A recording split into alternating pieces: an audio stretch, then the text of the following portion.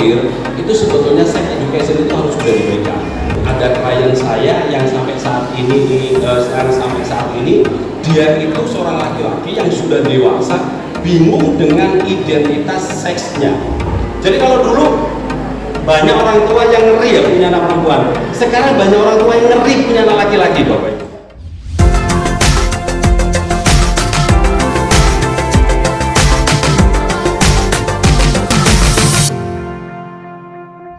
Assalamualaikum teman cerita, selamat datang di vlog Cerita Ayah dan Bintang, yang dimana nanti di sini saya akan banyak share atau membagikan informasi tentang pengalaman saya, bagaimana saya mengasuh, mendidik dan merawat anak saya gitu ya, sebagai seorang single parent, ayah tunggal atau single dad gitu kan. Dan hari ini juga sebenarnya kebetulan banget untuk video pertama ini saya akan bakal mengajak kalian untuk datang ke satu kegiatan yang dilaksanakan di Sekolah Bintang bersama komunitas sekolah di Sekolah Mutiara Bali. Kegiatan parenting yang ngebahas pentingnya sex education untuk anak-anak pra remaja gitu. Dan ini memang cocok banget untuk usia Bintang gitu ya. Untuk yang pembicaranya sendiri adalah Pak Hari Imam Wahyudi. Beliau adalah seorang psikolog yang cukup terkenal juga di Bali dan selalu mengisi acara-acara parenting, utamanya untuk counseling orang tua mengenai perkembangan anak. Jadi saya yakin kalian juga penasaran seperti apa acaranya dan bagaimana materi yang diberikan, dipaparkan di sana. Kita langsung aja menuju ke sana.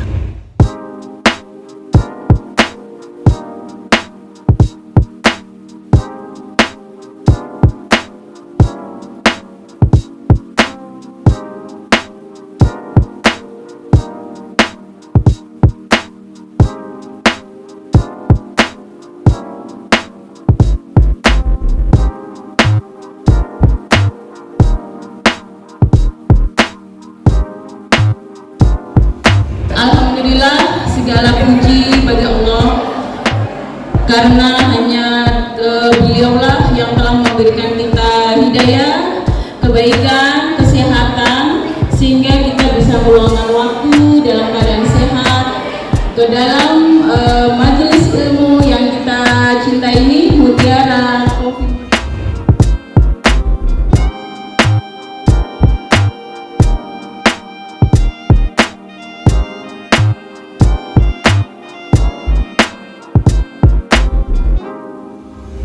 Alhamdulillah, puji syukur kehadiran Allah Subhanahu wa Ta'ala, yang mana hari ini kembali saya dipertemukan oleh para orang tua yang sangat luar biasa dalam keadaan sehat dan bahagia. Bapak Ibu, kalau berbicara tentang sex education dari para remaja, ini tabu atau harus tahu ya. Kita perlu ingat ya bahwa kita dulu di pola asuh kita dulu dari orang tua kita. Bahkan orang tua kita mungkin saja tidak pernah membahas tentang sex education karena menganggap bahwa hal itu sangat-sangat tabu untuk dibicarakan, ya. Sehingga kita nggak pernah tahu seperti apa sih yang namanya, ya tadi ada pertanyaan akil balik itu seperti apa, itu kita nggak pernah tahu. Bahkan bagaimana kemudian kita lahir itu seperti apa, itu juga kita nggak pernah tahu, Bapak Ibu. Ya, kita hanya dapat itu pembelajaran ini adalah dari sekolah. Dan biasanya kita lebih paham itu adalah pada waktu kita SMP, biasanya kita paham.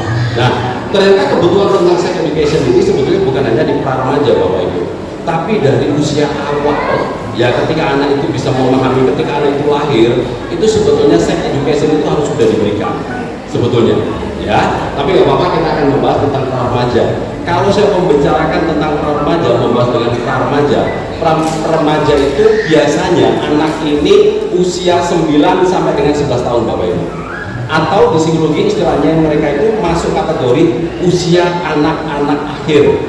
Ya, mau masuk ke dalam tahap anak usia remaja. Nah, anak usia remaja ini adalah anak-anak yang unik, ya. Anak-anak remaja ini adalah sudah mulai banyak hal-hal yang berubah di dalam dirinya, termasuk mereka sedang mencari identitas dirinya, ya. Jadi para remaja ini mau tidak mau harus kita siapkan. Bahkan mungkin anak-anak kita sudah paham tentang sex education itu, tapi beberapa orang tua mungkin belum siap untuk menjawab bahkan bingung. Kenapa? Karena menganggap sex education ini adalah tabu disampaikan kepada anak-anak atau dianggap itu nggak sopan. Ya, ini openingnya dulu.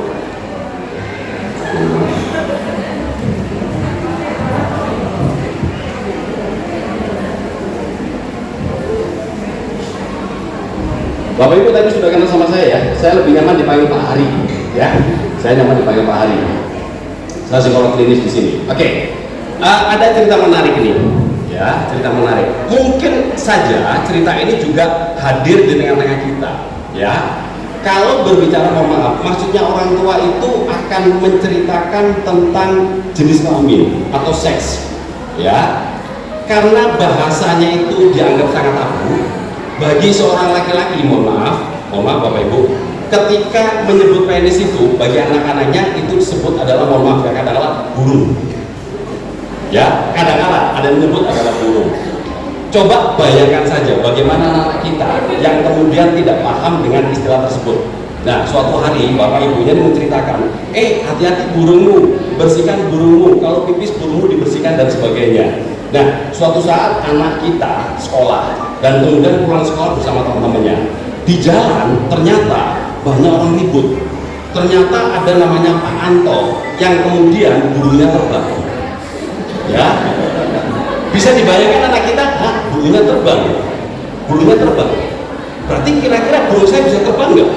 Gitu kan? Itu pemikiran dari anak-anak yang kemudian tidak paham dengan masalah sex education ini. Ya, sampai akhirnya kemudian cerita kepada orang tuanya, Papa, Mama, tadi loh, Pak Anto itu burungnya terbang. Mungkin bagi orang dewasa mengatakan, burung ya itu burung, gitu kan? Tapi bagi anak ini adalah sesuatu yang aneh, gitu loh. Jadi burung saya juga bisa terbang. Mungkin orang tua lupa menceritakan, ya kalau kamu punya burung, suatu saat atau pelihara burung bisa terbang. Bayangkan anak kita, betapa takutnya Bapak Ibu. Dan kemudian suatu saat dia harus hitam. Artinya Pak, dia ketakutan dengan identitas dirinya, kalau saya hitam berarti burung saya nanti hilang. Ya, kalau kita salah, maksudnya salah memberikan edukasi kepada anak-anak kita. Ya, ini contoh kecil aja Bapak Ibu. Ya, baik. Yuk, bahasan dari ini kita akan berbicara tentang seks itu apa, pengenalan tentang gender, siapa itu para remaja, pendidikan seks, dimensi pendidikan seks, sama orang tua harus bagaimana. Ini pembahasannya hari ini. Nah, kalau berbicara seks, itu adalah aspek biologi seseorang yang secara umum digunakan untuk mengidentifikasi perbedaan laki-laki dan perempuan. Kalau sudah melihat di sini, sebetulnya anak-anak itu sudah harus diedukasi Bapak Ibu adalah semenjak kapan? Semenjak bayi. Sebetulnya.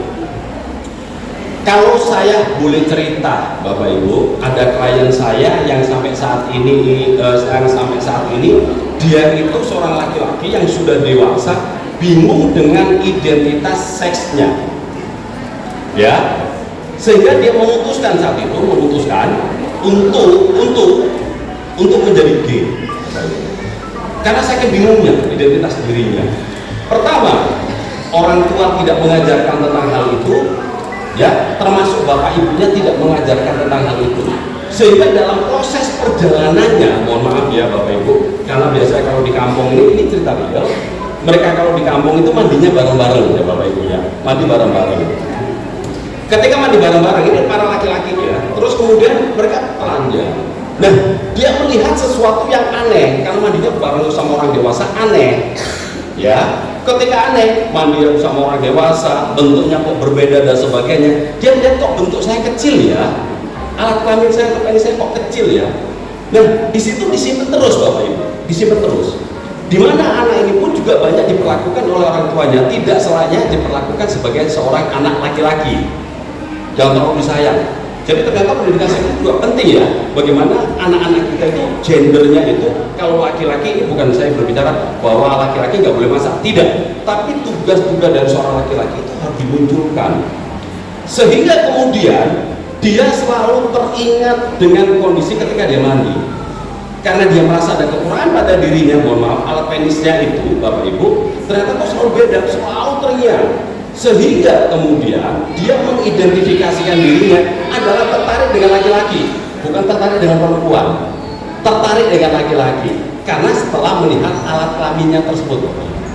Ya, ini saya masih proses, terus berproses sudah hampir insya Allah sekitar 6 bulan yang menjadi klien saya. Kebetulan kliennya ini juga di luar pulau, jadi kalau konsultasi selalu menggunakan online. Pak Hari, saya mau terganggu lagi nih. Jadi ada temennya udah bekerja, jabatan juga lumayan tinggi. Ada seorang laki-laki yang kemudian itu laki-laki itu apa ya, tampilannya itu menarik ya. Kok tiba-tiba kok berubah lagi Pak Hari, saya Pak Hari? Kok tiba-tiba mulai tertarik lagi dengan laki-laki ini? Kenapa ya? Gitu ya.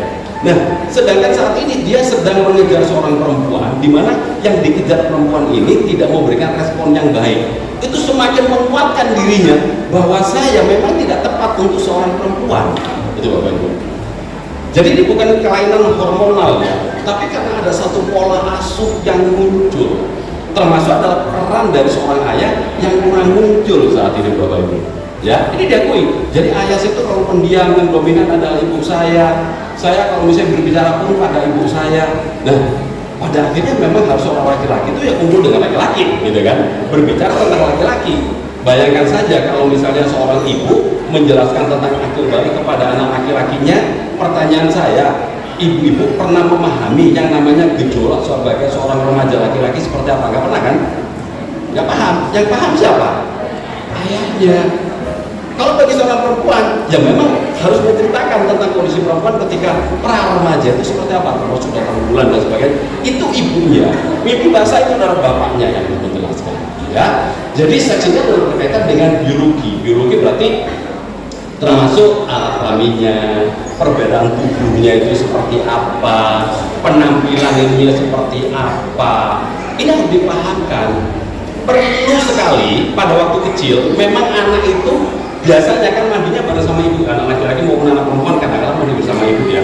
Kadang-kadang ada seorang anak itu yang bertanya, kenapa bentuknya ya ibu dengan bapak kok beda? Nah kadang-kadang orang tua itu juga bingung.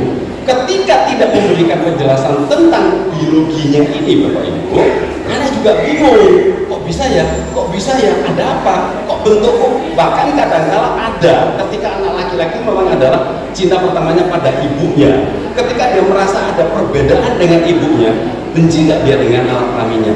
Bapak Ibu, benci, nggak suka. Ini psikologis ya Bapak Ibu.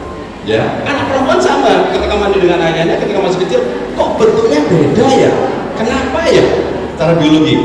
Pada akhirnya karena cintanya anak pertamanya adalah pada seorang ayah, pada akhirnya muncul adalah dia benci dengan ibunya Bapak Ibu. Ya, dia benci dengan ibunya. Ini kalau orang tua tidak menjelaskan tentang hal tersebut. Ya. Terus seksual, suatu berkaitan dengan alat kelamin atau hal yang berhubungan dengan perkara hubungan intim. Jadi beda ya, seks dengan seksual itu beda. Seksual ini sama dengan orang melakukan hubungan suami istri misalnya. Fungsi-fungsi seksnya. Jadi untuk apa fungsi seksnya ini? Ya. Terus kemudian seksualitas, berarti sifat kanan seks, dorongan seks dalam kehidupan seks. Ya. Jadi seksualitas itu dorongan seks. Misalnya, kalau saya mengatakan dorongan seks ini bukan dorongan untuk melakukan hubungan suami istri Bapak Ibu, bukan. Tapi dorongan ini tadi aspek biologinya Bapak Ibu.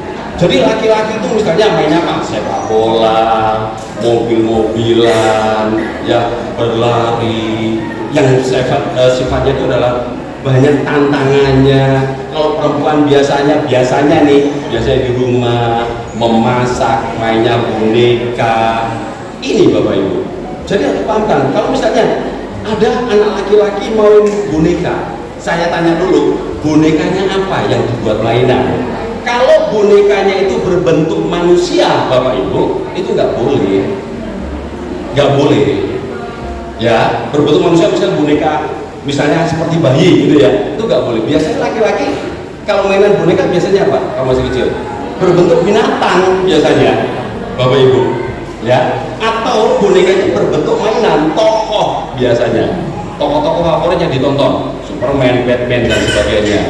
Nah, kalau kemudian apakah anak laki-laki nggak boleh bermain boneka yang berbentuk manusia? Ya hati-hati saja Bapak Ibu. Hati-hati saja. Kalau misalnya sebagai bentuk edukasi nggak apa-apa. Jadi misalnya ini loh cara merawat atlet nanti begini. Bukan kemudian ditimbang menjadi anak-anakan. Hati-hati itu biasanya perempuan. Ya, ini adalah berkaitan dengan peranan seks dalam kehidupan seksnya. Ya. Jadi pada akhirnya seks itu bukan sesuatu yang tabu atau najis Bapak Ibu, tapi memang satu kebutuhan saat ini yang memang harus disampaikan oleh para orang tua kepada anak-anaknya. Contoh misalnya, ya, kalau misalnya mungkin zaman dulu karena semuanya serba kekurangan, mungkin kita pernah tahu ya, ada anak laki-laki karena memang nggak punya pakaian itu pakai bajunya anak perempuan. Pernah tahu nggak Bapak Ibu?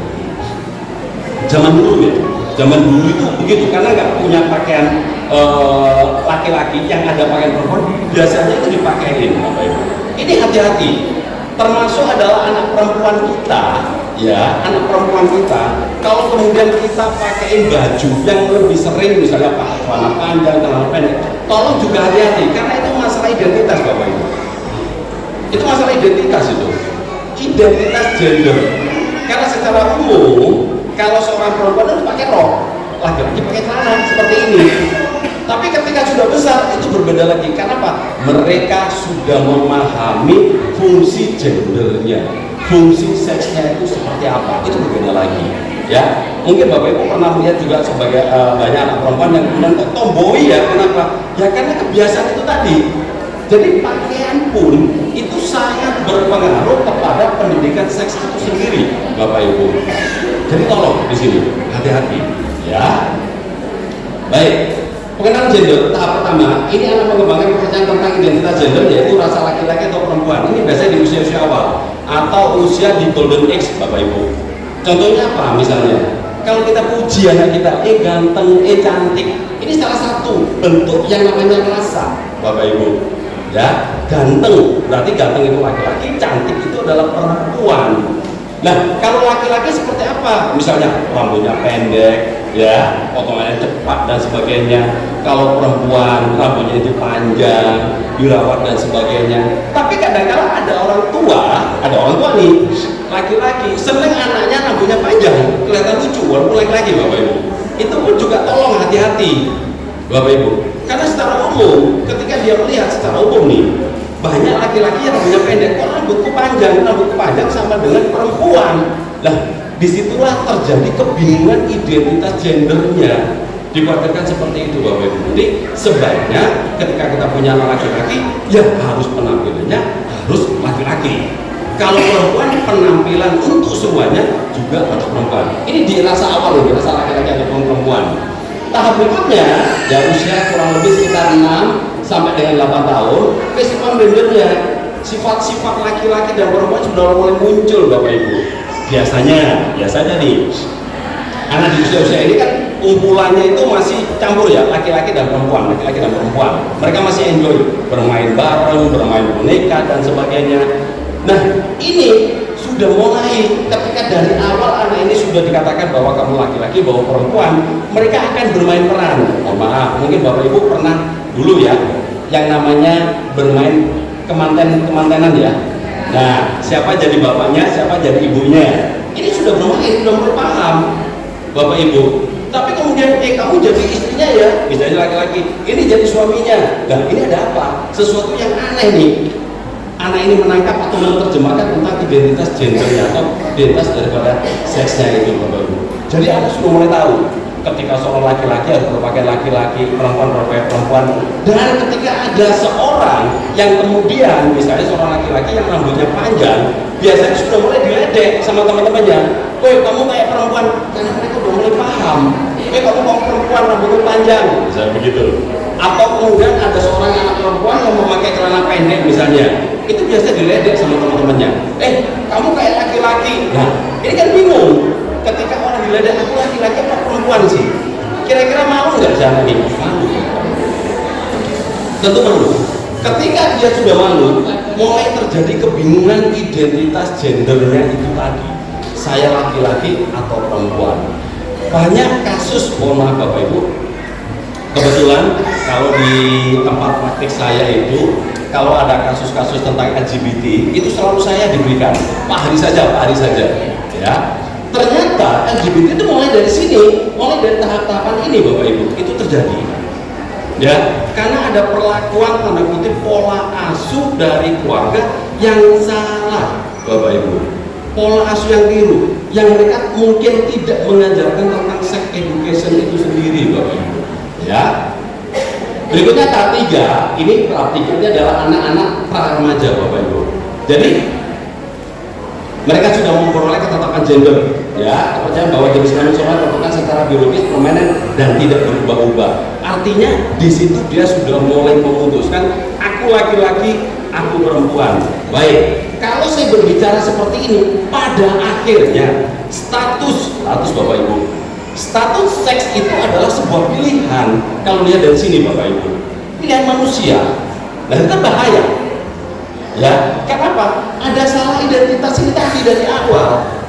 Salah orang tua, sex education-nya tidak diajarkan. Pada akhirnya ketika tidak nyaman, orang memilih, ya sudah deh, saya memilih untuk menjadi gay atau menjadi bisex atau menjadi itu, Bapak Ibu. Pada akhirnya karena mereka kebingungan atas identitas gender itu tadi. Ya, ini kan permasalahan kalau kita kalau dari lembaga psikologi Bapak Ibu, ini adalah gangguan, ya, gangguan kesehatan mental. Kalau sudah berkaitan dengan gangguan kesehatan mental, itu berbeda dengan gangguan kesehatan fisik, Bapak Ibu. Ya, kalau orang sakit dikasih obat aja beres kalau fisik, tapi sudah gangguan kesehatan mental itu nggak semudah itu, Bapak Ibu. Ya. Lama, kenapa? Berkaitan dengan kejiwaan seseorang, berkaitan dengan cara berpikir. Untuk mengubah ini butuh sebuah effort yang sangat luar biasa dan butuh keikhlasan dari seseorang tersebut untuk berubah, Bapak Ibu. Ya, jadi yuk kita mulai hari ini kita pahamkan bahwa mulai hari ini tentang sex education itu bukan sesuatu yang tabu lagi, tapi sudah menjadi sebuah keharusan dari para orang tua untuk melakukan penjelasan apa itu seks dan sebagainya. Ya. Nah, para remaja ini antara usia sampai 11 tahun ya, 11 sampai 11 tahun. Seorang perempuan biasanya Bapak Ibu, ya biasanya sekarang terjadi satu maju ya. Mereka haid itu rata-rata 9 tahun ada yang sudah datang bulan Bapak Ibu, anak masih SD. Ya, itu sudah mulai muncul. Beberapa anak yang usia 9 tahun ini sudah mulai datang bulan. Ya, kalau laki-laki biasanya 10 sampai dengan 11 tahun itu sudah mulai menginjakkan balik, mereka sudah mulai berbicara dengan yang namanya mimpi basah. Ini tugas dari seorang ayah. Kemarin saya ketemu dengan klien juga membicarakan tentang anaknya, bicara ya. Nah, ternyata karena bapaknya saking sibuk, si ibu ini karena memang anak laki-laki adalah anaknya ibunya, gitu ya. Sampai kemudian bertanya ibunya, pada anaknya, kamu sudah mimpi basah belum? Gitu ya, pada laki-lakinya. Kira-kira malu nggak anak laki-laki kalau tanya? Malu Bapak Ibu, karena cenderung walaupun itu ibunya sendiri. Dan ibunya kan tidak tahu kalau saat ini ibunya itu mungkin hanya dapat ilmu tapi tidak pernah merasakan situasi gejolak di dalam tubuh itu, nggak paham. Saya bilang, kenapa kok bukan bapaknya yang menceritakan? Itu harus bapaknya yang bertanya, menceritakan tentang identitas gender itu tadi. Tidak mungkin seorang ayah akan menjelaskan kepada anak perempuannya itu tentang datang bulan itu seperti apa. Nggak paham rasa sakitnya itu seperti apa, yang paham adalah ibunya, Bapak Ibu. Ya.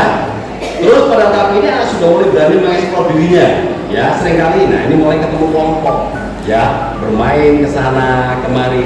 Bermain kelompoknya itu sesuai dengan gendernya biasanya. Yang laki-laki kumpul dengan laki-laki, yang perempuan dengan perempuan.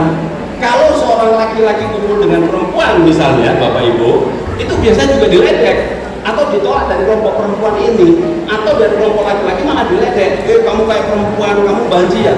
Ini terjadi Bapak Ibu, ini terjadi. Ini klien saya masih anak-anak nih, usia remaja Bapak Ibu, karena di rumahnya ini bapaknya terlalu sibuk, yang ada itu adalah ibunya dan kakaknya yang sudah dewasa, sudah gede. Anak ini nggak boleh bermain, ya tidak boleh bermain Bapak Ibu bersama teman-temannya. Akhirnya muncul sifat yang namanya feminin, Bapak Ibu. Cara ngomongnya seperti seorang perempuan pada laki-laki. Saya lagi berproses Bapak Ibu. Dan kemudian karena seorang ayah tidak mengajarkan tentang ketangguhan, suatu saat dia melihat bahwa laki-laki itu galak, laki-laki itu kasar, Saya tidak suka dengan laki-laki, karena bagi saya seorang perempuan itu lembut, menerima saya. Akhirnya dia mengidentifikasikan dirinya sama dengan perempuan karena ketakutan, Bapak Ibu. Nah ini alhamdulillah dalam arti ketemu gitu kan. Anak ini masih muda banget, Bapak Ibu, masih muda banget. Jadi insya Allah sudah berjalan sekitar 5 bulan ini ya, yang datang pada saya bapak ibunya itu rutin pada saya, datang pada saya. Suatu saat, mohon maaf, suatu saat ibunya menemukan di celana dalamnya dia itu ada darah, Bapak Ibu.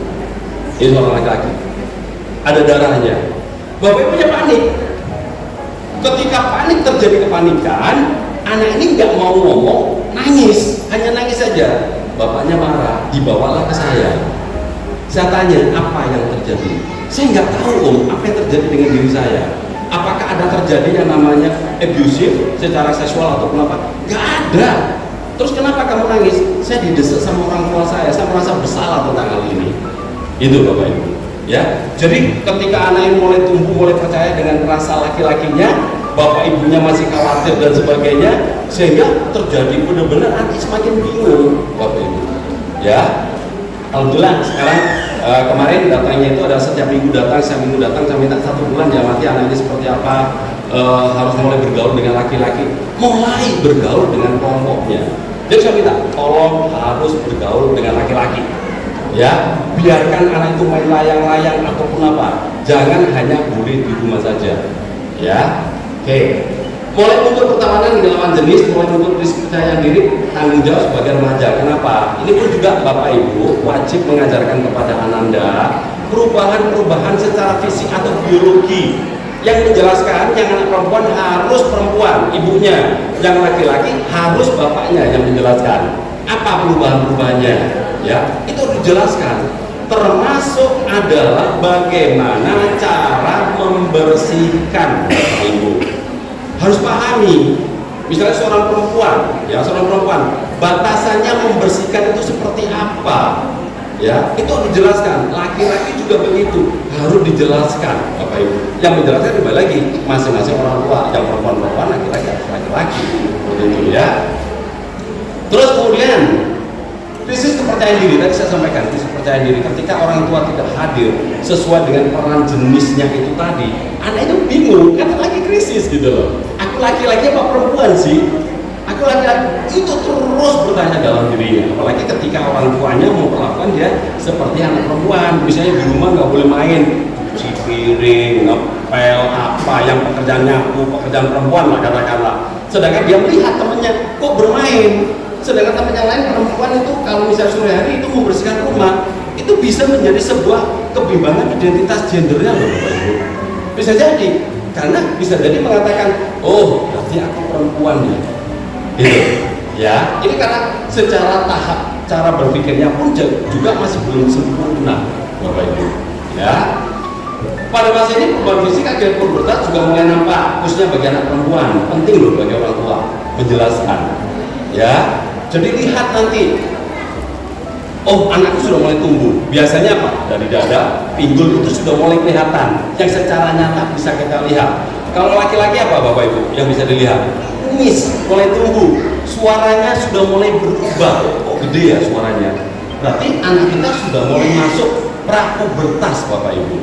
Ya, sudah mulai masuk di dalam kondisi yang itu. Nah, prapubertas atau pubertas ini ada sebuah hormonal yang sudah mulai, ya, kalau laki-laki testosteron, kalau perempuan adalah estrogen Bapak Ibu, ini sudah mulai tumbuh berkembang di dalam tubuhnya, makanya nggak nyaman mereka. Banyak anak-anak kita pada akhirnya menjadi anak-anak pemberontak biasanya. Ya, kenapa? Karena nggak nyaman di dalam tubuhnya tuh terjadi saling tarik menarik antara anak-anak sama remaja. Mau seperti anak-anak, saya kan udah remaja, di belakang remaja aku masih anak-anak. Ini kebimbangan yang luar biasa secara mental. Bayangin Bapak Ibu. Ya, ketika terjadi kebimbangan secara mental tadi, orang tua nggak hadir. Ya, orang tua nggak hadir, semakin kabur lah yang identitas gendernya itu tadi. Ya, oke. Karena begini, laki-laki itu punya hormon feminin Bapak Ibu. Ya, laki-laki.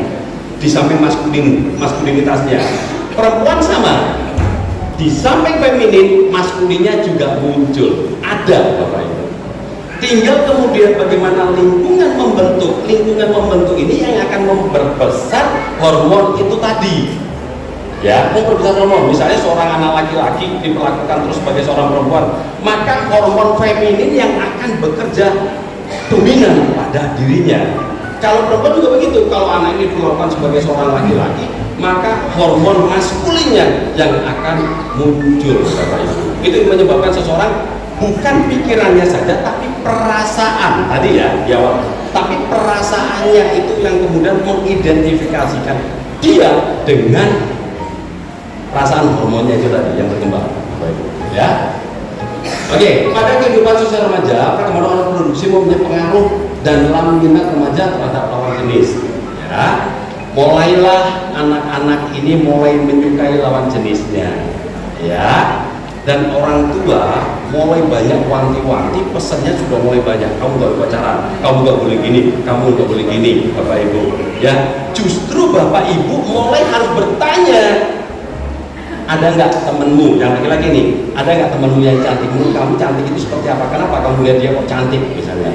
Yang perempuan sama, karena ini adalah identitas diri, Bapak Ibu. Anak perempuanku di kelasmu ada yang ganteng nggak? Misalnya, siapa yang ganteng? Kenapa? Berarti sudah mulai muncul ketertarikan. Tapi Bapak Ibu tidak boleh menghentikan. Dalam arti, kamu boleh pacaran loh, kamu nggak boleh dekat sama perempuan, nggak boleh dekat sama laki-laki. Identitasnya nggak muncul, Bapak Ibu, karena itu hormonal.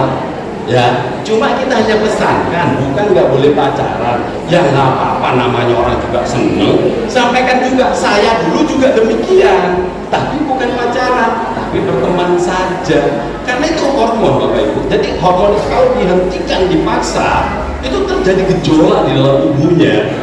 Ya, nggak nyaman dalam tubuhnya, maka terjadi pemberontakan itu tadi. Ya. Ini, jadi mereka sudah mulai mengenal lawan jenisnya, cantik, ganteng, seperti apa. Mereka harus mengenal itu, ya.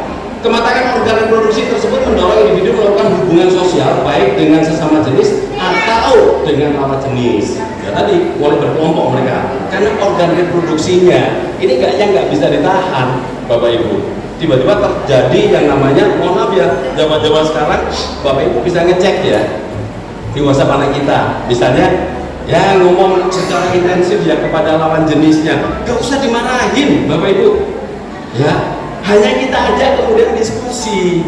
Kak, Dek misalnya suka ya sama ini, kenapa? Ajak diskusi, terus kemudian jelaskan Bapak Ibu batasan-batasannya, terutama bukan hanya laki-laki, bukan hanya perempuan, sebenarnya laki-laki, batasan-batasannya. Kalau saya berbicara tentang batasan tentang body protect, itu bukan di pra remaja sebetulnya. Pada waktu anak-anak kita di golden age itu usianya harus sudah diajarkan tentang siapa yang boleh menyentuh apa, Bapak Ibu. Termasuk adalah misalnya, mohon maaf, yang boleh menyentuh kamu misalnya saya, orang tuamu siapa, terus siapa lagi misalnya sama Pak Dokter misalnya nih. Ya, tanpa ada embel-embel, di situ Pak Dokter harus tahu saya, harus izin saya. Misalnya ada teman-temannya, dokteran misalnya. Apa yang terjadi? Ya kan? Bisa nggak disentuh? Bisa. Jadi siapapun yang boleh menyentuh kalau perempuan adalah siapa? Ibunya atau neneknya. Bapaknya nggak boleh, Bapak Ibu. Bapaknya juga begitu pada anak laki-lakinya. Siapa yang boleh menyentuh bagian-bagian mana, ya? Termasuk misalnya nanti ada temanmu menyentuh, mencium dan sebagainya. Apa yang harus dilakukan? Ini mulai hormon ini, Bapak Ibu, reproduksi mereka sudah di pra remaja ini sudah ada gejolak yang luar biasa. Ada kegelisahan di dalam tubuh, ada dorongan seks itu sudah mulai muncul, sudah mulai, walaupun belum sepenuhnya muncul, Bapak Ibu. Dan ini perlu diajarkan. Body protect itu tadi, batasannya harus menutup aurat dan sebagainya, itu tolong diajarkan, ya. Terus kemudian berupaya mengembangkan diri melalui pergaulan membentuk teman sebaya, peer group-nya. Jadi makanya yang laki-laki dengan laki-laki, sana dong kumpul dengan laki-laki. Jangan kemudian bapaknya mengatakan laki-laki kok kumpulnya dengan perempuan. Nah, Dia bingung, berarti laki-laki nggak boleh kumpul dengan perempuan, berarti laki-laki dengan laki-laki. Kira-kira apa yang muncul? Dorongan yang tadi dengan laki-lakinya. Boleh kamu berkumpul dengan perempuan, tapi berteman. Tapi ketika bermain, ya upayakan kamu bermain dengan laki-laki. Seperti itu Bapak. Boleh nggak bergaul dengan laki-laki dan perempuan? Boleh. Batasannya yang diajarkan. Batasan-batasan seperti apa yang diajarkan.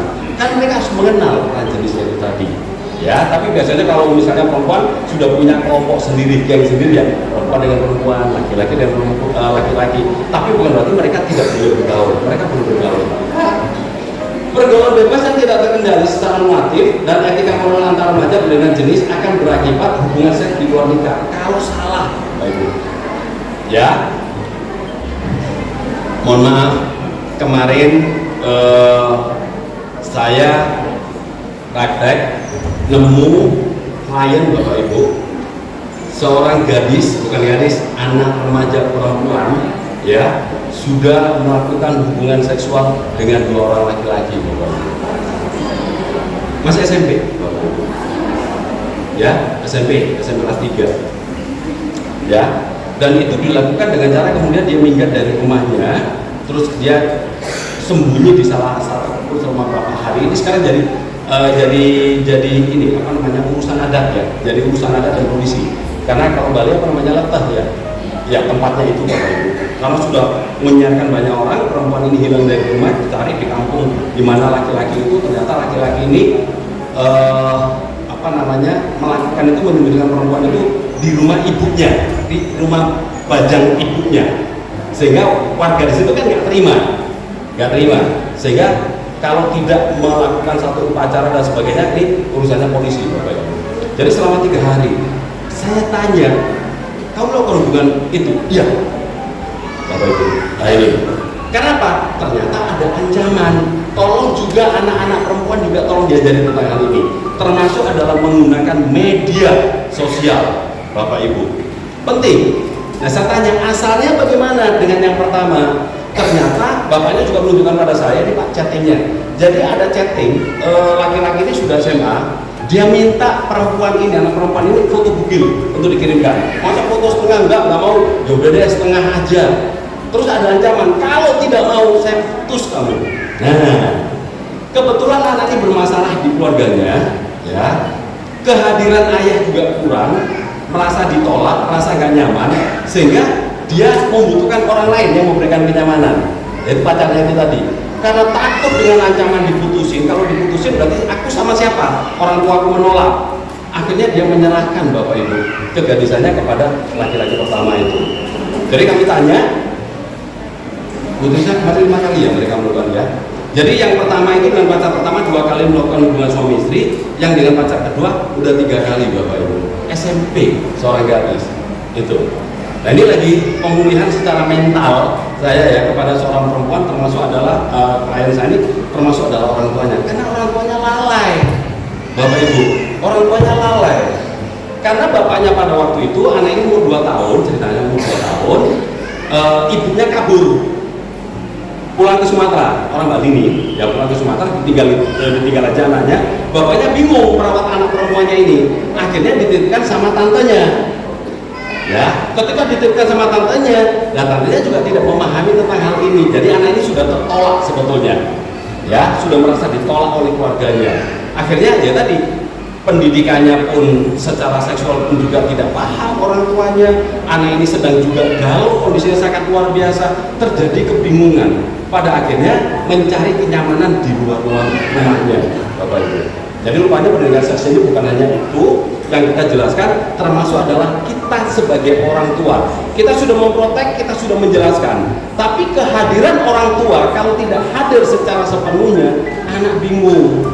Di rumah bagaikan neraka, lebih bagus saya keluar. Kenapa? Peer atau remaja ini Bapak Ibu sudah mulai dia mencari identitas kelompoknya itu di luar. Ya, kalau misalnya di luar benar, kalau nggak benar bagaimana? Nah ini ternyata dia keluar dari rumahnya, kelompoknya ini ada kelompoknya nggak benar Bapak Ibu anak perempuan ini. akhirnya terjadilah ada dorongan secara seksualnya, ada dorongan, hormonal sudah tumbuh dan sebagainya, mulai mengenal peran jenis kelamin seperti apa, diabaikan sama orang tuanya, bablas Bapak Ibu ya. Makanya kemarin saya sama Bu Krisna bilang, kenapa ya tumben ya saya hari ini terima klien itu sakit sekali kepala saya, karena ternyata saya merasa kasihan dengan anak perempuan ini Bapak Ibu. Kok begitu ya keluarganya ya, kenapa ya itu Bapak Ibu ya. Jadi yuk kita mulai sekarang paham, mengenal dengan anak-anak kita sayang anak kita berikan pembelajaran yang benar Bapak Ibu ya. Yang konyol adalah, mohon maaf, anak itu melakukan hubungan seks itu yang dengan pacar pertamanya itu tanpa menggunakan kondom. Anak itu nggak jelas tentang bahayanya Bapak Ibu. Nah, anak kita pun wajib kita jelaskan Bapak Ibu bahwa ketika terjadi hubungan seks yang di luar nikah ini, itu ada beberapa hal, termasuk adalah penyakit-penyakit itu Bapak Ibu. Jadi kemarin anak itu saya jelaskan semua, cuma bengong begini aja. Pada akhirnya, kamu tahu nggak HIV? Kamu tahu nggak AIDS? Itu dari mana? Saya jelaskan. Bisa jadi pacarmu ini adalah nakal. Karena kalau sudah sampai seperti itu mau mesra sama kamu, berarti dia sebenarnya bisa jadi sudah melakukan itu. Bayangkan kalau dia dengan orang lain dan itu ada penyakitnya dan tidak sama kamu, masa depanmu bagaimana? Bengong anaknya, bengong, bingung dia. Karena tidak ada orang tua yang bondingnya atau attachmentnya yang kurang. Bapak Ibu tidak menjelaskan hal itu. Ya, baru kemarin saya berpain ini. Oke, jadi mereka sudah mulai masuk dalam pergaulan bebas dan tidak terkendali. Karena salah satu bukan hanya dorongan tadi, tapi kehadiran orang tua, ayah maupun ibu itu adalah harus selalu hadir, ada ketika anak-anak merasa dirinya tidak nyaman. Ya, oke, kita masuk dalam pernikahan seks. Ya, jadi pernikahan seks pada dasarnya merupakan upaya memberikan pengetahuan tentang fungsi organ, ya, baik pada anak dan menanamkan moral, etika serta komitmen agama supaya tidak terjadi penyalahgunaan organ reproduksi, penyalahgunaan Bapak Ibu. Jadi jelaskan batasannya, haram, dosanya itu seperti apa. Jadi kita jelaskan di Al-Quran ini ada ayatnya dan sebagainya, apa yang terjadi ketika terjadi pergaulan bebas, terjadi penyalahgunaan, ya, penyalahgunaan organ seksualnya itu Bapak Ibu. Ya, kita harus jelaskan di sini komitmen agama itu penting banget untuk membatasi seseorang itu untuk tidak melakukan hal-hal yang tabu itu tadi. Ya, jadi misalnya mohon maaf, kalau mungkin dulu anak atau kita bertanya, saya itu lahir dari mana? Pernah nggak kita bertanya Bapak Ibu? Apa jawaban orang tua kita? Kan ada sebuah gambar, ada bangau terbungkus dan kemudian kamu dijatuhkan di depan rumah saya. Ya kan? Ada kemudian, oh ya, saya dulu nemu kamu di sini, gitu kan? Ya, di pasar atau di mana, anak akan mengalami suatu krisis identitas tentang dirinya. Saya nanya siapa sih sebetulnya? Jadi kita jelaskan Bapak Ibu bahwa prosesmu adalah melalui proses kelahiran. Ya, proses kelahiran itu seperti apa? Menikah dulu. Ya, nggak usah bicara tentang pacaran. Jadi ada masanya kamu nanti harus menikah seperti saya dengan papamu, misalnya kalau ibunya menjelaskan. Setelah itu baru kemudian, jangan kemudian detail, anak kita nggak ngerti pokoknya Bapak Ibu. Ya, menikah dulu, baru kemudian kamu lahir. Ya, nah ketika lahir anak pasti bertanya, baik anak laki-laki maupun perempuan, bukan prosesnya yang ditanyakan, ya, tapi lahirnya dari mana. Bapak Ibu boleh nggak menjelaskan? Misalnya, oh kamu lahir dari perut saya, boleh nggak? Boleh, karena memang ada yang sesar. Ya, ada yang sesar Bapak Ibu. Tapi ada yang memang jalurnya itu normal. Kalau perempuan jelaskan, laki-laki juga dijelaskan. Ya, itu Bu Krisna pada waktu itu siapa yang kemudian dia bengong aja dijelaskan bahwa memang mama Bapak Ibu lahir itu dari vagina itu siapa ya? Menjelaskan pada anak kita ya. Yang anak saya laki-laki Bapak Ibu ya. Jadi masih kecil banget, waktu itu ada staf saya di satu daerah melahirkan ya. Terus minta istri saya nungguin, lah anak saya ikut, bengong aja dia karena nggak ngerti. Akhirnya kami jelaskan, oh gitu ya, bengong, selesai, tidak bertanya lagi Bapak Ibu. Tapi kalau misalnya bertanya tadi dari perut misalnya ya, perut, tapi ada kok dari sini, yang benar dari mana? Kita jelaskan, berarti ada dua proses orang itu melahirkan.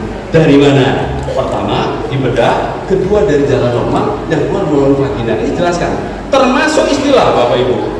Kalau laki-laki sebut penismu, vagina, itu harus dijelaskan. Bukan dengan istilah yang lain Bapak Ibu, biar anak itu nggak bingung.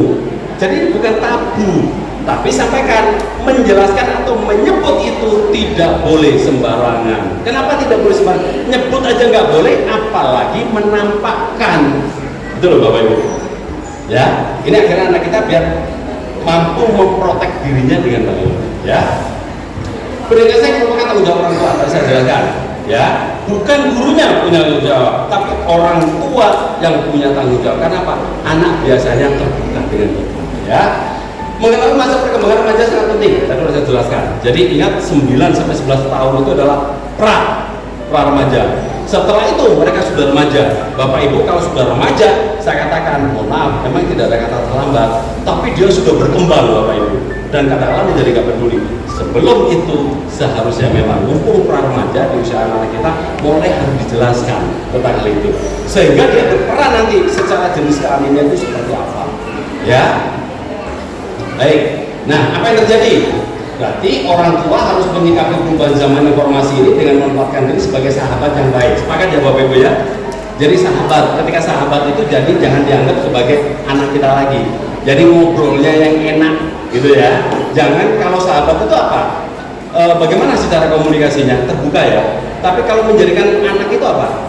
Bagaimana cara kita menjadikan anak? Biasanya banyak ngasih tahu, mendikte, tapi tidak punya alasan. Tapi kalau menjadi seorang sahabat, kita memberikan sebuah alasan. Apa sih alasannya? Kenapa laki-laki? Kenapa perempuan? Kita jelaskan Bapak Ibu. Ya, kita jelaskan. Kenapa laki-laki begini? Kenapa perempuan begini? Itu kita jelaskan dengan cara ya tadi terbuka Bapak Ibu. Berikutnya, komunikasi yang baik, efektif akan menyelesaikan masalah remaja dengan baik dan tuntas. Ini ya komunikasi. Jadi zaman sekarang kalau kita sudah berbicara dengan anak-anak kita itu tidak ada kamu salah atau label dan sebagainya, nggak boleh. Kalau salah harus dijelaskan salahnya di mana. Kalau keliru, kelirunya di mana. Kenapa keliru, kenapa nggak boleh. Kalau misalnya boleh, tolong dijelaskan juga alasannya apa, kenapa itu boleh. Bapak Ibu harus detail di sini. Berikutnya, minimnya komunikasi anak dengan orang tua memberikan celah pada remaja untuk mencari. Nah, ini yang bahaya. Ya, ini yang bahaya. Nah, ada satu kejadian yang menarik lagi, Bapak Ibu. Kejadian menarik lagi. Itu klien kami. Klien kami itu kliennya Bu Krisna. Ya, kliennya Bu Krisna. Anak perempuan kelas 4 SD ya, yang terpapar pornografi, Bapak Ibu. Perempuan. Jadi dia lihat videonya itu video porno semua Bapak Ibu. Ini anak perempuan kelas 4 SD. Orang tuanya marah pada anak perempuan ini. Ya, datang pada kami, justru orang tuanya saya katakan nggak boleh marah. Ya wajar namanya orang tua ya, panik ya Bapak Ibu ya. Nggak boleh marah. Justru harus ditanya. Ternyata dia anak ini nggak paham apa yang dia tonton. Itu udah berapa tontonannya Bapak Ibu. Nah, kejadiannya Bapak Ibunya juga pernah merasa aneh. Jadi gini, ketika Bapak Ibunya duduk berdua gitu merangkul, sama anaknya nggak boleh, Papa nggak boleh begitu dengan Mama, gitu kan? Loh, kenapa kok nggak boleh? Misalnya tidur di bangkuannya, Papa nggak boleh gitu dengan Mama, Mama jangan mau gitu. Kenapa? Nah, setelah dilihat Bapak Ibu, ternyata mohon maaf Bapak Ibu tahu tontonan film yang seperti itu kan seperti ini dia. Nah, dia pikirannya ketika berarti yang jahat, mohon maaf ya, siapa? Laki-laki kan? Laki-laki. Makanya papanya mendekati mamanya nggak boleh, khawatir mamanya dijahatin. Nah, karena nggak ngerti Bapak Ibu tentang hal itu. Alhamdulillah, anak sudah SMA ya sekarang ya. Ya, semuanya berjalan dengan baik. Kenapa? Saya mulai pelan-pelan pada waktu itu. Oke, kita diskusi bagaimana caranya anak ini sudah tidak terpapar lagi. Kita tanya, apa yang kamu tonton? Kenapa nonton itu? Nggak ngerti, dia nggak ngerti. Ya, saya heran aja kok begitu ya, ada begituan apa itu? Saya nggak paham. Tuh, Bapak Ibu. Jadi ketika ada tontonan anak kita yang mulai terpapar, tolong jangan berpikir tentang kita ya. Kita maksudnya kita sebagai orang dewasa. Ya, karena mereka nggak paham. ajak diskusi Bapak Ibu. Berikutnya penting juga Bapak Ibu, anak kita tahu harus batasannya. Ada hal-hal porno itu apa? Nah, jelaskan. Porno itu adalah misalnya kamu melihat seorang perempuan telanjang atau laki-laki perempuan melihat yang seperti apa, itu jelaskan porno Bapak Ibu.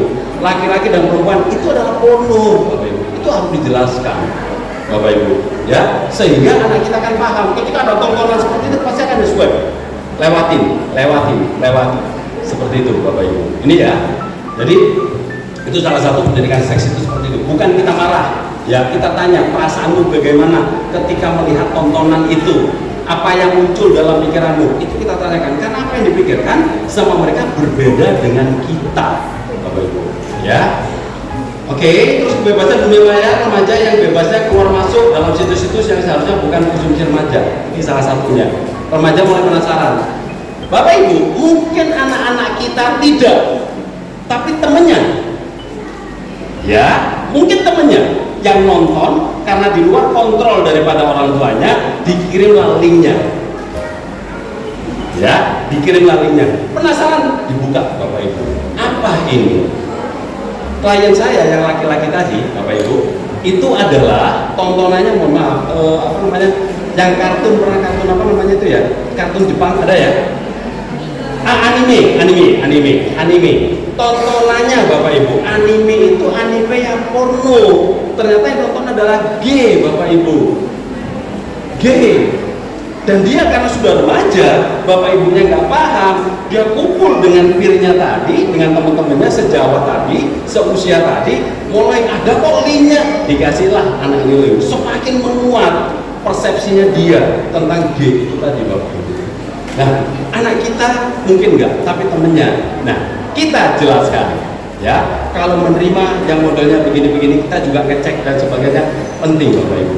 Apa yang ditonton? Kan bisa di search di Google, cek kan bisa ya, ada historinya ya, cek Bapak Ibu. Tapi kembali lagi, kalau memang anak kita sedang nonton itu, tolong jangan marah, tapi ajak berdiskusi, ya. Nah, dimensi biologis remaja ada perkembangan dalam perubahan fisik, maka perlu diajarkan untuk memahami, mengenal tubuhnya secara konkret satu persatu, ya. Termasuk adalah area-area termasuk perempuan. Perempuan dengan laki-laki area sensitifnya berbeda, Bapak Ibu, sangat-sangat berbeda. Perempuan itu terdapat banyak sekali titik-titik itu sensitif, Bapak Ibu, beda dengan laki-laki. Tolong yang punya anak perempuan juga diajarin, makanya mana yang boleh dipegang sama nggak boleh dipegang, disentuh mana, termasuk dicium oleh orang lain pun juga tolong diajarkan batasannya seperti apa Bapak Ibu, ya. Kira-kira kalau misalnya anak umur 5 tahun, saya cium anak umur 5 tahun sudah mulai bingung Bapak Ibu, anak perempuan misalnya, bingung saya. Kenapa? Itu sudah mulai berfungsi loh, mohon maaf ya, ada titik-titiknya tadi, ya, itu Bapak Ibu. Jadi, mohon maaf, kadang-kala seorang ayah nih mau cium anak perempuannya pun juga harus izin loh, mohon maaf ya. Boleh nggak Papa cium misalnya? Boleh. Jangan kemudian dipaksa Bapak Ibu. Ketika nggak mau dipaksa, itu juga nggak boleh Bapak Ibu. Karena apa? Kembali lagi, berarti proteksi pada anak perempuan kita sudah mulai turun karena dipaksa itu tadi. Jadi izin dulu. Boleh Papa cium? Ya. Batasannya di mana? Biasanya waktu kecil, mohon maaf ya, kadang-kala kita juga mengajarkan anak kita laki-laki maupun perempuan cium bibir ya. Kadang-kala berangkat cium bibir. Tolong juga tidak diajarkan tentang hal itu. Ciumnya cuma di pipi atau kening, Bapak Ibu. Ya, karena kalau tidak begitu, karena mohon maaf, area bibir ini banyak sarafnya yang berkaitan dengan itu tadi titik-titik sensitif. Salah satu di bibir, baik laki-laki maupun perempuan, Bapak Ibu. Ya, oke. Dalam dimensi biologis, hal-hal yang penting disampaikan kepada remaja, terkait pengetahuan anatomi, fisiologi tadi ya, perubahan bentuknya seperti apa, masa puber itu seperti apa, tolong bagi tugas sekarang. Bapak seperti apa menjelaskannya, ibunya seperti apa menjelaskannya, ya. Pengetahuan tentang organ reproduksi, ya, kehamilan kelahiran tadi yang sudah saya jelaskan, ya. Laki-laki boleh tahu nggak? Boleh, biar tidak penasaran. Karena sekarang orang itu zamannya gampang mengakses. Jadi orang itu, Bapak Ibu, karena kita punya pikiran, punya kecerdasan, pada akhirnya selalu membuat orang itu selalu pengen tahu. Ketika ketidaktahuannya, maka akan terpuaskan untuk mencari pengetahuan. Nah, ketika mencari pengetahuan tadi, kalau salah, ya sudah salah. Salah satunya adalah media massa, itu sangat berpengaruh. Medsos, ya teknologi, itu sangat berpengaruh Bapak Ibu. Untuk ikut, ya mendidik anak kita, gitu. Ya, mereka kan hanya komunikasi satu arah, bukan dua arah. Sebaiknya kita menjelaskan itu ya. Cara menangkap tadi saya jelaskan, terutama dalam perempuan. Tolong dijelaskan bagaimana cara membersihkannya, batasannya sampai di mana, ya. Karena mohon maaf, kalau tidak dijelaskan, di situ ada selaput darah, Bapak Ibu, ya Ibu-ibu. Batasannya di mana untuk membersihkan? Pada waktu mereka datang bulan, bagaimana menjelaskan? Kalau saya ditanya, Pak, bagaimana cara membersihkan? Saya nggak tahu, Bapak Ibu, ya. Kalau laki-laki ditanya, loh Pak, laki-laki kalau membersihkan, saya paham. Kalau untuk menjaga perempuan, saya nggak paham. Yang paham Bu Trisna yang harus menjelaskan. Ya, jadi mau tidak tanya tentang hal itu. Ya, kebersihan seks organ penting loh, Bapak Ibu. Bagaimana menjaga? Bahkan mohon maaf, ini bagi seorang ayah, wajib menanyakan sekali waktu, mohon maaf, pada anaknya, kamu pernah ereksi nggak ketika bangun tidur? Perlu Bapak Ibu menanyakan. Bahaya masalahnya kalau tidak tahu. Nggak pernah, loh kok nggak pernah, kenapa? Padahal secara fisiologi dan biologis Bapak Ibu, kalau laki-laki begitu bangun tidur biasanya pagi itu ereksi adalah hal yang wajar. Anak kita karena penting, karena itu bentuk daripada identitas diri Bapak Ibu. Jadi bukan ibunya menanyakan, tapi bapaknya yang perlu menanyakan. Oh maaf, bagi anak saya, gitu Bapak Ibu ya. Ini bukan sesuatu yang tabu ya, bukan sesuatu yang tabu. Kalau perempuan yang menanyakan, malu nanti anaknya bisa menjawab. Jelaskan kenapa? Nah, karena laki-laki itu begini loh. Kenapa sih? Dengan laki-laki jelaskan bahwa laki-laki itu salah satu organ yang paling vital adalah penisnya atau alat kelaminnya itu. Kalau sampai tidak berfungsi dengan baik, itu ada masalah. Bahkan mohon maaf, Bapak Ibu juga harus paham ya tentang, mohon maaf ya, ada mikropenis istilahnya. Kalau dari istilah kedokteran, misalnya penisnya itu kecil, itu juga akan mengganggu loh Bapak Ibu. Ketika di depan kita melihat, kok penisnya anak saya kecil ya? Kenapa ya? Jangan-jangan itu nanti menjadi krisis identitas, bisa jadi Bapak Ibu. Ya, Bapak Ibu pernah tahu pemain voli yang sekarang jadi laki-laki itu? Ya, itu kan, mengana ya. Itu sebetulnya kan dia laki-laki. Tapi kebingungan karena ada suatu penyakit gitu ya, penyakit dalam dirinya di mana penisnya masuk seperti mikropenis itu tadi Bapak Ibu. Sehingga dia tesnya siapa? Perempuan loh. Dicek kedokteran perempuan, akhirnya ada pemain. Kita lihat kok kayak laki-laki ya, tapi perempuan. Tapi begitu karena memang dia tentara dan sebagainya, nah kembali lagi disuruh memilih nggak dia? Disuruh memilih ya di tentara. Kamu laki-laki atau perempuan? Saya laki-laki, dioperasi, dikeluarkan Bapak Ibu. Nah, ini loh. Jadi jangan hanya wah perempuan tugasnya berat, laki-laki ternyata juga berat Bapak Ibu. Ya, kalau sampai anak kita tidak memahami tentang alat kelaminnya itu tadi. Ya. Terus kemudian pengaruh obat-obatan, narkotika terhadap seksualitas ini juga perlu dijelaskan. Kenapa nggak obat-obatan, kenapa nggak alkohol dan sebagainya? Karena semua ini dekat banget dengan yang namanya seks bebas, Bapak Ibu. Ya, perlu kita jelaskan kenapa harus dijauhi obat-obatan, narkotika maupun alkohol. Termasuk salah meminum obat itu juga bisa pengaruh Bapak Ibu. Ya, laki-laki juga menjelaskan hal-hal apa yang membuat laki-laki itu pada akhirnya ini apa namanya? Kalau ada penyakit apa namanya yang tidak bisa bangun, Bapak Ibu juga harus menjelaskan tentang hal itu. Penting, ya. Alat kontrasepsi, pengaturan kesuburan, kehamilan, aborsi. Kalau anak kita sudah remaja, perlu kita jelaskan tentang hal ini. Apa sih alat kontrasepsi itu seperti apa, jadi fungsinya untuk apa dan sebagainya. Tapi bukan, nah ada satu saat itu sampai kemudian karena perbedaan prinsip Bapak Ibu, klien saya mengatakan begini, Pak, anak saya udah remaja, udah kuliah. Jadi saya mengatakan begini pada anak saya, ini laki-laki.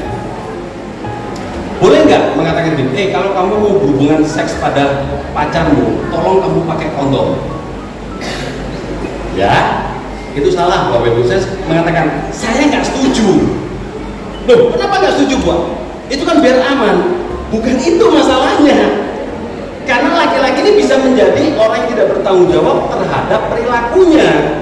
Karena dia tahu menggunakan pelindung dan sebagainya, bisa nggak dia melakukan dengan banyak perempuan? Bisa.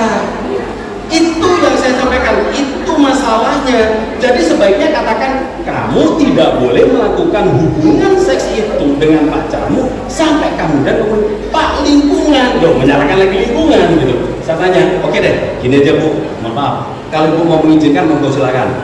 Tapi kalau saya sebagai seorang psikolog, mohon maaf, saya tidak boleh mengatakan bahwa itu diperbolehkan. Kalau Ibu mau melakukan, silakan membicarakan kepada anak Anda.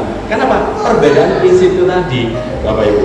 Justru kalau kita mengatakan nggak boleh kamu melakukan itu, hanya boleh melakukan setelah kamu menikah dan sah, gitu.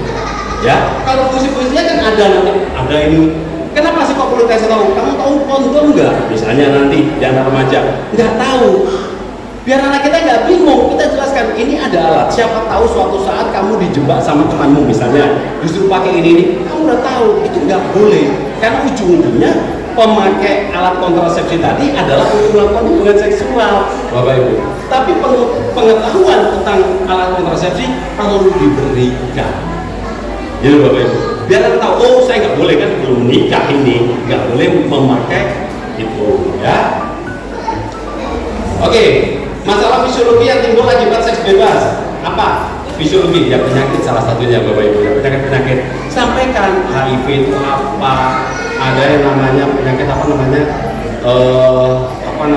Kalau laki-laki itu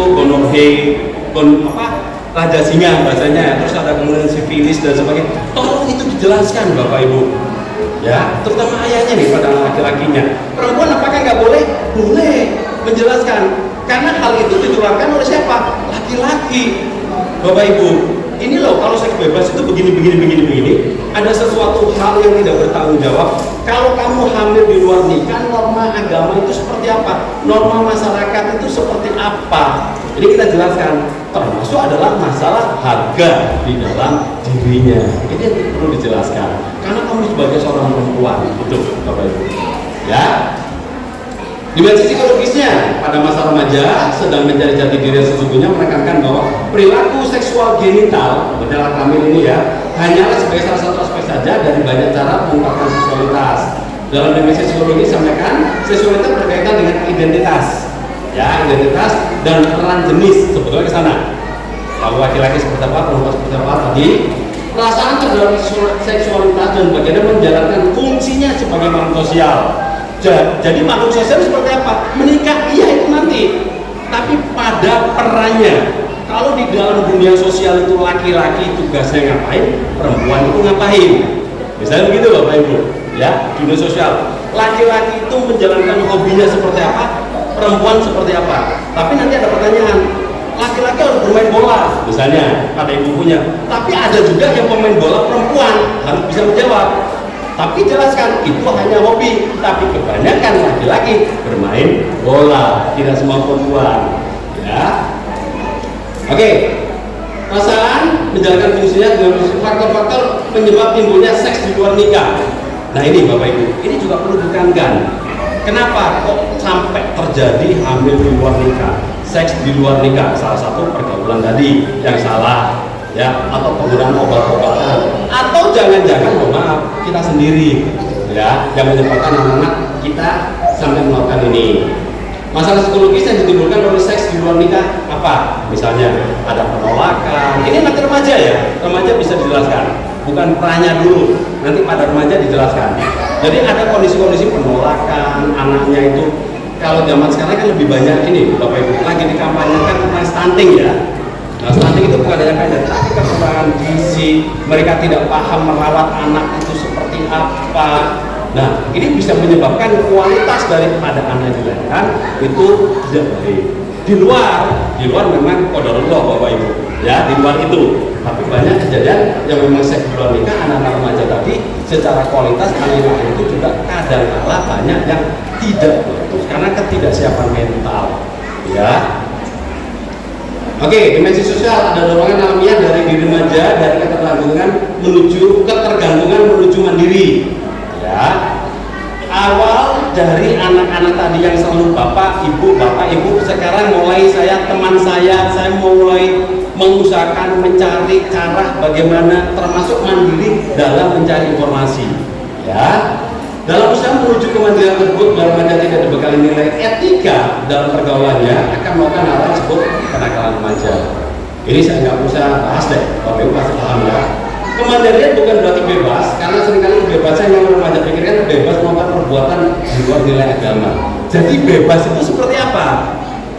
Bebas itu dalam mengambil keputusan sebetulnya, ya. Bukan bebas mereka bergaul dengan siapapun dengan cara apapun, bukan itu. Bebas termasuk adalah memilih teman, bebas termasuk adalah cara berpikir, itu yang disampaikan Bapak Ibu. Bukan bebas ketika keluar kamu bebas melakukan apapun, tidak.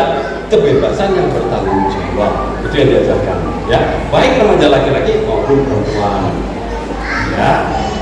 Nah, menampakkan rasa malu pada anak sejak dini sehingga tidak memberikan anak bertelanjang di depan orang lain, termasuk adalah seorang ayah atau seorang ibu, ya, yang mengganti, misalnya ibu mengganti pakaiannya di depan anak laki-laki juga sudah tidak boleh lagi, ya. Anak bapaknya juga begitu, mengganti pakaian atau bertelanjang di depan anak-anak perempuannya. Sudah waktunya sudah enggak lagi, Bapak Ibu. Umur katakanlah cukup sampai dengan 3 tahun, 4 tahun, 5 tahun sudah enggak boleh lagi, Bapak Ibu, ya. Oke, jiwa maskulin pada laki-laki, feminin pada perempuan, mulai dari mengenakan pakaian sesuai dengan lawan jenis tadi, itu sangat berpengaruh, ya. Penampilan tolong juga diperhatikan, Bapak Ibu. Jadi alangkah baiknya kalau anak kita memang perempuan, ya pakaian selayan perempuan seperti apa, laki-laki termasuk penampilannya, ya. Memisahkan tempat tidur anak dengan orang tua, atau anak kita laki-laki dan perempuan tolong juga dipisahkan, Bapak Ibu, nggak boleh campur. Ketika sudah mulai masuk di usia bukannya pra remaja, 7 tahun itu sudah mulai dipisah. Harusnya antara antara laki-laki dan perempuan harus punya kamar sendiri dan tidak boleh tidur bersama orang tuanya. Nggak boleh, kasihan. Enggak, Bapak Ibu. Dikhawatirkan apa? Mohon maaf, ketika Bapak Ibu harus kerja bakti misalnya ya malam-malam, anak ini bisa nggak pura-pura tidur? Bisa, Bapak Ibu. Dan dia nggak ngerti ini ngapain sih? Itu Bapak Ibu, ya. Sebaiknya tidak, ada batasan-batasan. Termasuk anak kita itu kapan masuk di dalam kamar kita, ya. Sampai batasnya jam berapa, terus dia harus tidur sendiri. Itu harus ada pembatasannya, ya. Oke. Mengenalkan waktu berkunjung, ya. Tadi saya jelaskan, masuk ke kamar orang tua. Waktunya jam berapa? Batasi. Bisa waktu tidur, ya sudah. Tapi sekali waktu boleh nggak tidur bareng? Boleh. Tapi pastikan Bapak Ibu nggak macam-macam juga dengan pasangan, gitu loh Bapak Ibu. Ya, hanya tidur bareng aja. Kadang-kadang kan kita rindu ya tidur sama anak kita bareng, gitu. Ya, terutama anak perempuan dengan bapaknya, tolong juga ketika sudah remaja, tolong dihindari. Tolong dihindari. Ya, kecuali memang ada ibunya saat itu. Kalau hanya berdua saja, mohon maaf, banyak kejadian. Saya akan membahas di sini. Ternyata seks abuse atau sex harassment itu banyak dilakukan oleh orang-orang terdekatnya. Kan banyak kemarin ya, ada surat kabar itu kalau misalnya di mana ini ayah kandung Bapak Ibu, tantenya, omnya atau kakaknya sendiri itu bisa melakukan. Makanya kenapa mereka harus tidur sendiri? Karena kan tadi ada hormonal yang sudah bergejolak, ada sentuhan kok merasa nyaman, itu bisa terjadi, Bapak. Ya. Menjaga kebersihan ini tadi, jaga kebersihan lingkungan, letakkan pakaian. Jadi kalau misalnya anak perempuan pembalutnya harus diapain, tolong ibunya mengajarkan. Tentang celana dalamnya, misalnya perempuan taruh di mana, ajari juga mencuci sendiri. Ketika hal itu sudah terjadi, Bapak Ibu, terutama anak perempuan nih, diajarkan mencuci sendiri. Laki-laki juga begitu, pakai dalamnya, cuci sendiri. Ya. Menjaga apa yang dilihat, misalnya tidak melihat gambar, tadi bisa bahas ya. Mendirikan selalu menjaga dirinya dari kawan tidak dikenal, termasuk sini kamu tak kasih permen, tolong anak remaja itu bisa tidak menutup kemungkinan itu bisa bakal terjadi. Kembali lagi, protect, body protect, tolong diajarkan Bapak Ibu anak kita, baik laki-laki maupun perempuan. Jadi kalau dulu banyak orang tua yang ngeri ya punya anak perempuan, sekarang banyak orang tua yang ngeri punya anak laki-laki, Bapak Ibu. Karena banyak itu itu, mohon maaf, LGBT itu sangat masif dalam melakukan kampanye, Bapak Ibu. Sangat masif, luar biasa. Karena mereka tugasnya adalah melahirkan LGBT baru, GGG baru itu, Bapak Ibu. Masif banget, ya. Oke, Bapak Ibu, terima kasih atas waktunya sebelum 10 menit. Semoga ini menjadi manfaat bagi kita semua, pembelajaran bagi kita semua. Karena kita sayang anak-anak kita, mari kita antarkan anak kita menjadi anak-anak yang paham tentang norma-norma kehidupan, termasuk dalam norma agama, sehingga mereka menjadi anak-anak soleh dan solehah. Terima kasih atas waktunya. Wassalamualaikum warahmatullahi wabarakatuh.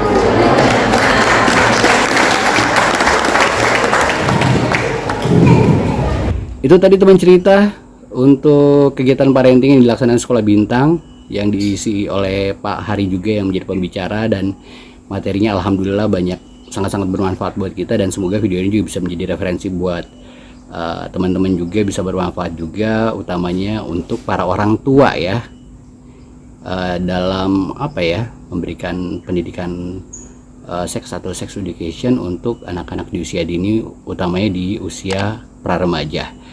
Yang pasti jangan lupa subscribe, like, komen, dan share, dan nantikan terus vlog saya berikutnya di Cerita Ayah dan Bintang. Wassalamualaikum warahmatullahi wabarakatuh. Bye bye.